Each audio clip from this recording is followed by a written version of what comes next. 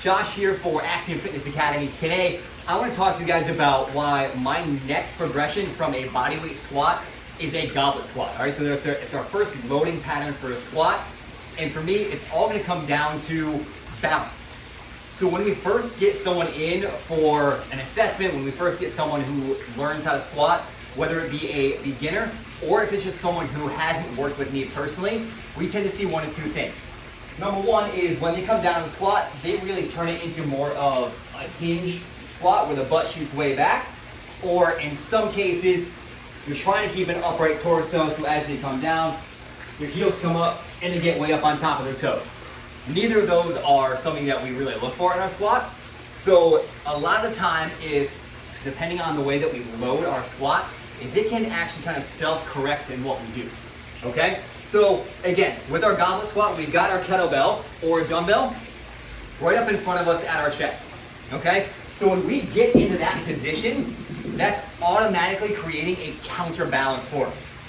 So if we have weight loaded onto our shoulders, like a back squat, that's going to add more weight back behind us, which is actually going to exacerbate one of those two faults that we see with our bodyweight squat. So it either makes us push our butt way back even further to compensate, or it drives our knees way far forward.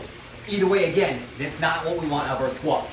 If we get the weight out in front of us, again, that allows us to create a counterbalance. So now instead of having to push our butt back or get up on our toes to compensate, it allows us to actually drop our butt right down in between our ankles, and we can keep a much more upright torso.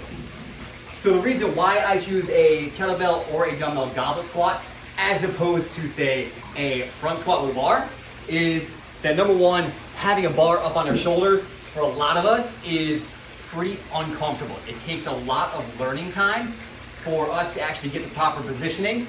And also, for the most part, is that we can load our kettlebells a lot lighter. Okay, so we don't have to go straight into our 45-pound barbell.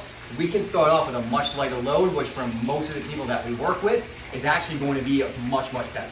Okay, so again, initial squat progression, starting off with a bodyweight squat, but as soon as we start to progress to adding some weight, again, I like to throw that kettlebell or that dumbbell right up at our chest in that goblet position. Just make sure that we can keep our torso upright and we can actually drop our hips down in between our ankles the way that we're supposed to squat.